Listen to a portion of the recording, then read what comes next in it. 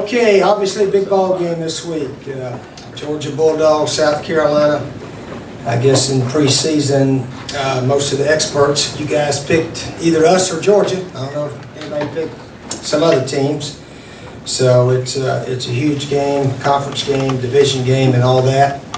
Hopefully our team will be ready to play a lot better than we played last week. It wasn't real pretty the way we attempted to play, and hopefully we can make some adjustments coaching-wise and player-wise and play a lot better.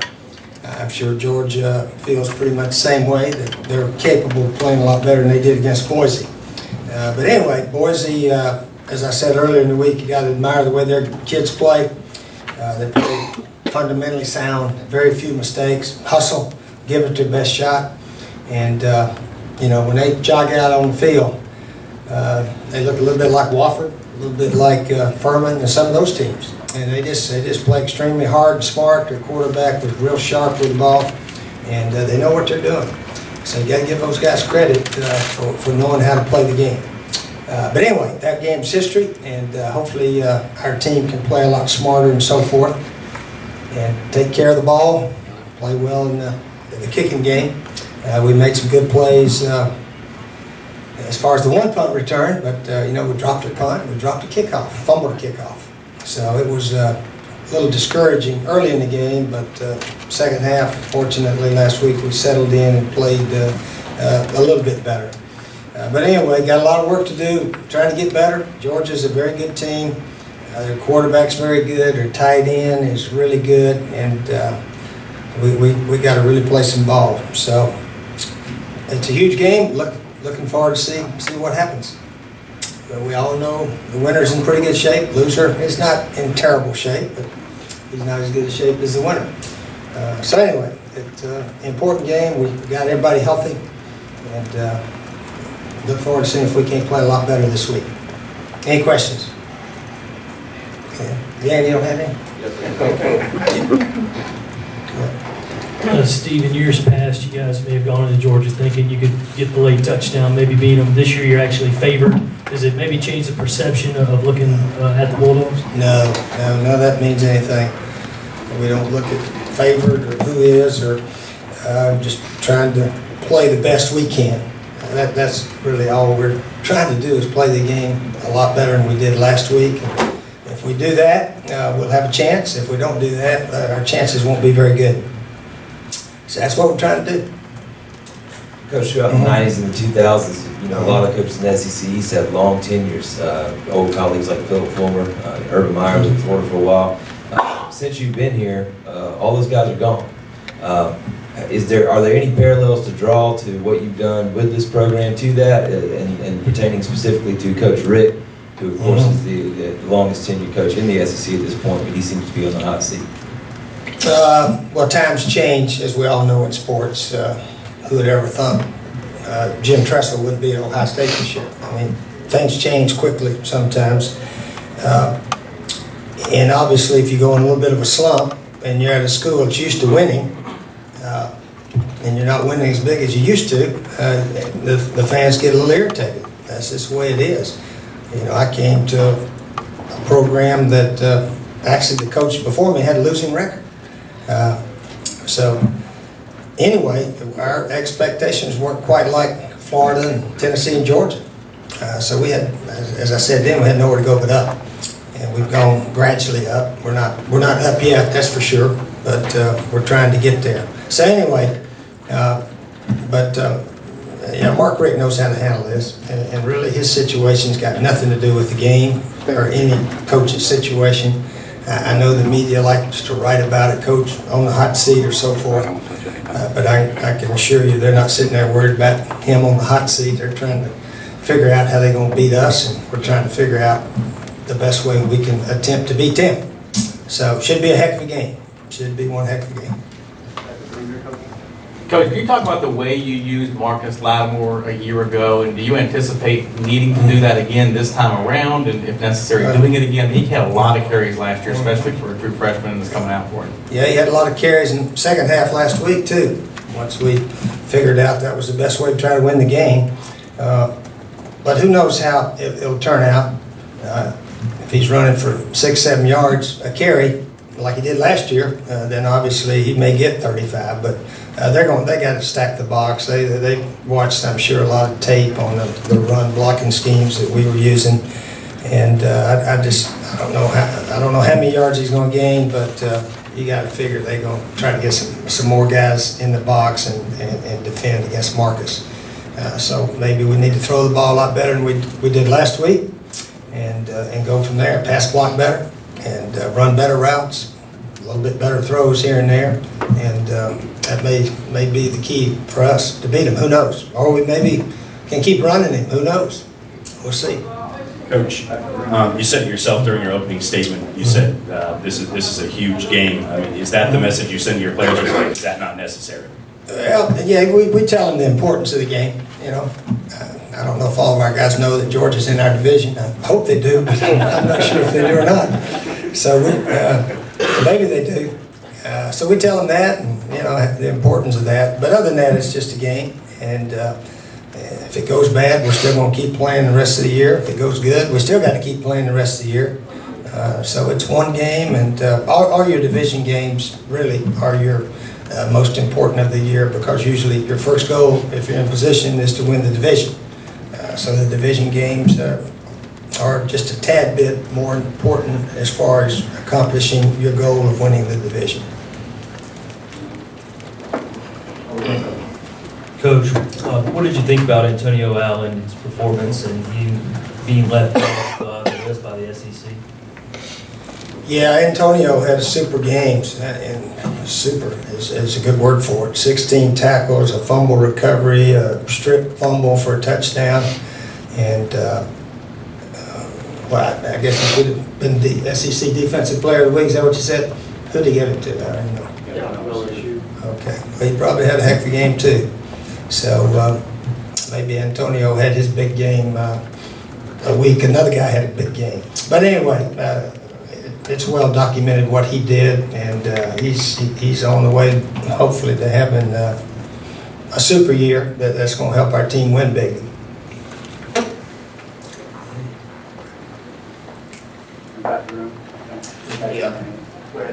Coach, back here, I know you just addressed the significance of this game coming up. There's a lot of talk in the media locally about, this is has national title or SEC implications, SEC East implications. Is that hyperbole, or is this really a big game? Well, it's a big game, but it's not the only game we're going to play.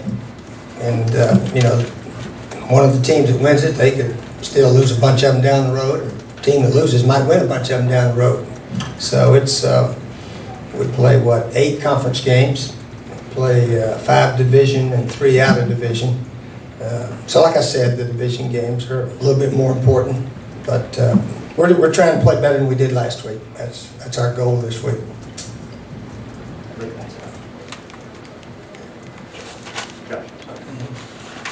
How'd you think Rivas Watkins played, and moving from guard to tackle, is it a big deal for a guy? Does he have to learn? Oh, if he's a good player, I think he can play about anywhere up front. And Rivas, he had a very good game there at right tackle. He's in the best shape probably of his life. And I think he came here about 345, 350. And I think he's down to 325 now, which he can handle pretty easily. So, yeah, he had a good solid game, and he was offensive lineman of the week. Okay. Has his weight been the biggest issue for him reaching his? No, just learning how to play, and conditioning also. He's just a little stronger, a little quicker feet and all that. But he's a pretty good athlete. He can run around pretty good, and he handles the weight that he has right now. He handles it pretty well. Steve, I know I know it wasn't the game Connor wanted to have. Mm-hmm. How is he? How is he right now? Is he ready to get back in when his chance comes up? Oh, he's fine. Yeah, he saw what happened, and we watched the tape, and he could have done this, could have done that. And, obviously the 2 long balls, they were close. Jason hit Jason, the guy sort of got a hand in there. It'd been a good catch, but he didn't quite pull it down. And then the one to Alshon was just a couple of yards short. The guy tipped it. So anyway, but then some other plays he could have done better. So he understands, and he understands Stephen played a lot better than he did. And that's the way it was. Connor had played a little bit better than Stephen in preseason. And we, like I said, we opened it up, and that's what we did. And so it worked its way out. And we didn't say Connor was going to be it for the year. We said it's each going to play a quarter, and it'll work its way out, and it did. Steve, after the game Saturday, you praised Garcia for cleaning himself up and having a good attitude despite the disappointment of not starting. Do you think not letting him start Saturday maybe caught his attention a little more than some of the other punishments you've issued to him? Well, you know, all that's history now. I don't know if we need to talk about it too much. The simple fact was when we brought him back, I told he and everybody that we're going to open it up for competition to see who starts the season, and that's what we did. And Connor, statistically, was a lot better than him in preseason and hit all those deep balls. I think you guys were out there, weren't you, when we had it open to the public then. So that's the way it worked out. But there's also, that doesn't mean Connor's the best quarterback. I never said he's the best quarterback on the team. I said he'd won the preseason competition, and he knew that too. And you got, you know, when you play in the real games, that's when it counts. That's when it counts for everybody. So that's why we played the quarter each and go from there. But that's history now. Stephen's back in the box. He's cleaned up. Yeah, he came to the pregame meal all shaved. We've been asking him to shave for 5 years now. Sometimes he does, sometimes he doesn't. But I think a quarterback should be shaving. That's just my opinion. There's some out there with beards. I see them. I heard that guy, Colin Coward, the Herd show. He said, I don't like it that Tommy Romo wears his hat backwards on the sideline. And he said he ought to wear it like Peyton Manning normally. And I sort of agree with it. Quarterbacks, everybody's looking at them. They need to be sharp. They need to do things right. And Stephen's made a lot of progress toward that. Okay. Coach, what is it about this Georgia game? Rankings just never seem to matter in this game. I mean, Georgia came here a couple years ago as the #1 team in the country. You guys it just seems like it's always tight. What is it about this game that it's sort of pick 'em every time? I don't know. You guys will have to write that. We try to get ready to play all of our games pretty much similarly, and I'm sure they do too. Just two pretty even teams, and it could be very much that way again Saturday afternoon. What do you think of Marcus's Heisman chances, given the style of runner that he is, given how important he is to you guys? All the time. Well, whoever wins the Heisman nowadays is usually a player on a team that's in the top 5 in the nation and contending for the national championship. So if something were to happen, we got in that position at the 10th, 11th, 12th game, you would think he'd have a chance. But if we're not in that position, it'd be difficult to have a chance, I would think. So we don't really talk about that and worry about that. I know it gives the media something to talk about. But we got to concern ourselves trying to beat Georgia this week and so forth. Is your vote based on teams ranking? How do you vote? How do I For vote? the Heisman, do you base it on teams ranking how well they've done? No, I vote for whoever I want to. How do you decide? I usually vote for a guy on my team, if I can. I know I voted for Sidney Rice, voted for Kenny McKinley. Who else did I vote for recently? Yeah, Marcus got one of my votes last year. Yeah, he got one last year. And that's the way most people do, don't they? They vote for whoever you want to. Most people won't have a Heisman vote. Yeah. Okay.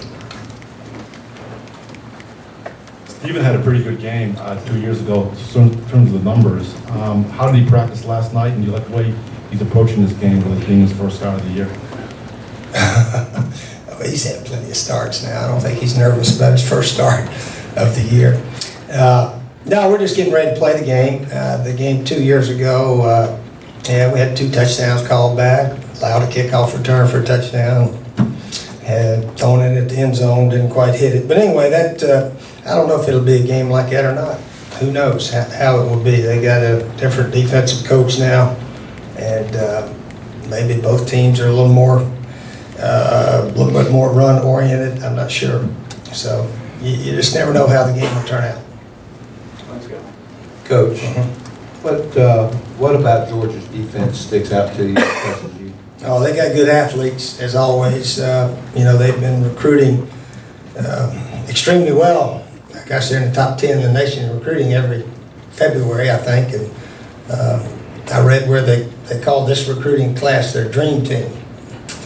Well, I guess all you guys know that. Josh, you knew that, didn't you? I did. They called it, some of their guys call it the dream team. So we're going against, pretty good bunch of athletes. And even though they got some young guys playing, we got some young guys too.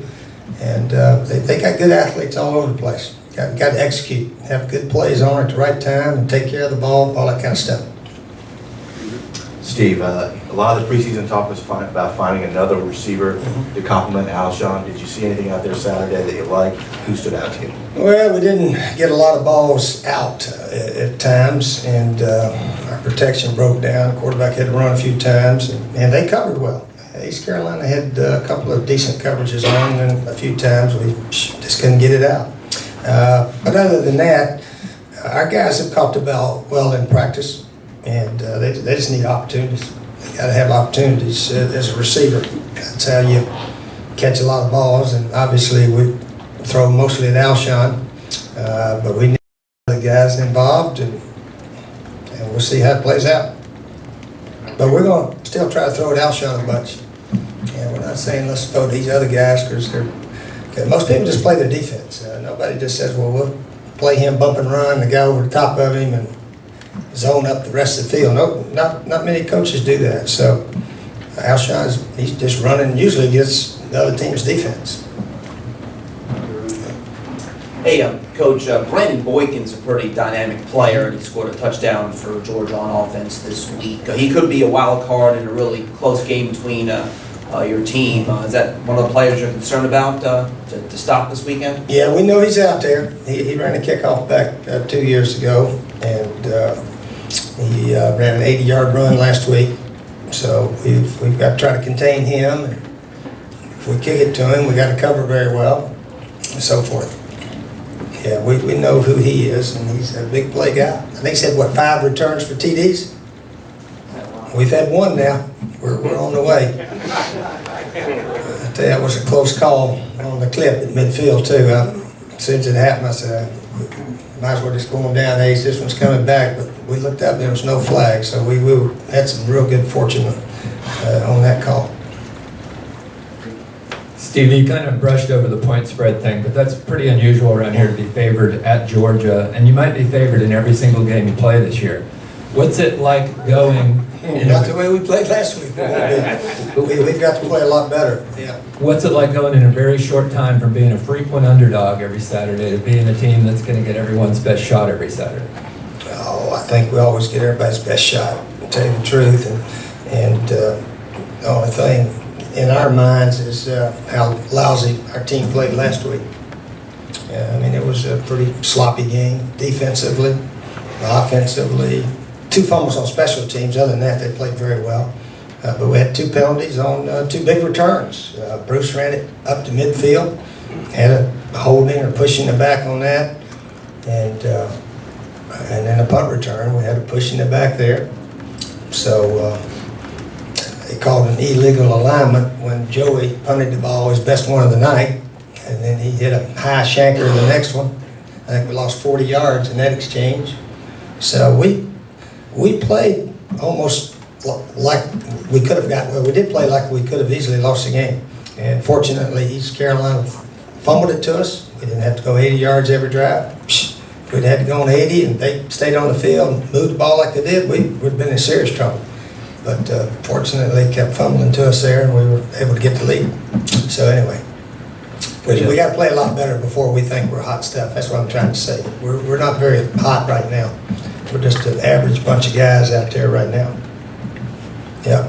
After watching the film on ECU, impressions of your defense and specifically on Jadavian Clowney. JD played pretty good. I think he had 7 tackles or so and some hurries. But defensively, no, we didn't play like we're capable. They completed 37 passes, 21 first downs, and scored touchdowns 5 out of 6 times in the red zone. We couldn't even hold them to field goals, so no, we didn't. we're very fortunate to win the game with all that. Steve, when you're coming off a game where you had a lot of fumbles, how do you approach that the next week in practice? Yeah, I said to them, we're on the special teams. Connor had one, and Marcus spun around. The guy hit him right on the ball. We've been pretty good about taking care of the ball. We'll do our ball security drills. But you know, like I said, we only had one fumble by a running back or wide receiver. So, yeah, if our running backs and receivers were catching it and fumbling, you know, we'd have to have a little talk, I guess. But anyway, we need to be careful with the ball, certainly. Okay. Georgia runs the 3-4 just like East Carolina, but how does Georgia execute their 3-4 differently than East Carolina based on what you've seen on film? Yeah, they move around a little differently. It's probably more of a 3 guys with their hand on the ground and a stand-up guy. A little bit like a 4-3 type scheme, a little bit. They don't put a pure nose guard and 2 defensive ends. So there's 3 guys with their hand on the ground, but they're not a nose guard right over the center very often. So it looks like a 4-3, but one guy's standing up. Does that make sense to you? Yes, it does. All right, you know a little football then. Obviously, you don't like falling behind 17-0, but what did you learn about your team? There's going to be other times this year where you fall behind and you have to rally back. What did you learn about your team last week? Well, I learned that it's always beneficial if the other team fumbles to you 3 times in a row. That's what we learned too. But it was good for us. It really was. Most times we get behind around here and guys go in the jar a little bit or just can't come out of it. So it was good. Yeah, it was good to be down 17-0 and come back. And hopefully mentally we can do that in the 4th quarter. We need to come from behind the 4th quarter. So that would be the real key for us to win a game like that. So we'll keep working on it and see if we can make a play to come from behind and win some in the 4th quarter. I mean, you look at Auburn. We were watching the tape today, Georgia and Mississippi State. Somebody started talking about that Auburn-Mississippi State game. Auburn beat them 17-14, just barely squeezed by them. And they must have 5 or 6 games like that in the course of the year. So that's how you have a big year, because we're certainly not a whole lot better than anybody, and hopefully they're not a whole lot better than us. And so much can happen in football now. So much can happen. Watching the boys in the Georgia game, Georgia kids dropped 2 or 3 passes. That might have, they got a first down on the 30, or they're punting from midfield because of a drop pass. If they catch those, who knows how it turns around. And that ball's all over the place now, so it's getting to where 2 or 3 big plays, or you don't make the play, determine the winner. The best team doesn't always win in football. Sometimes you play pretty doggone well, and the big plays went to the other guy, or a bad play happened somehow for you. So you just got, you just try to keep playing and try not to let the other guy get the big play, and you try to make some yourself, which is fortunately what happened to us the other night after we got behind, started making some big plays, so forth. Anything else, Coach? Yep. Josh? Last one.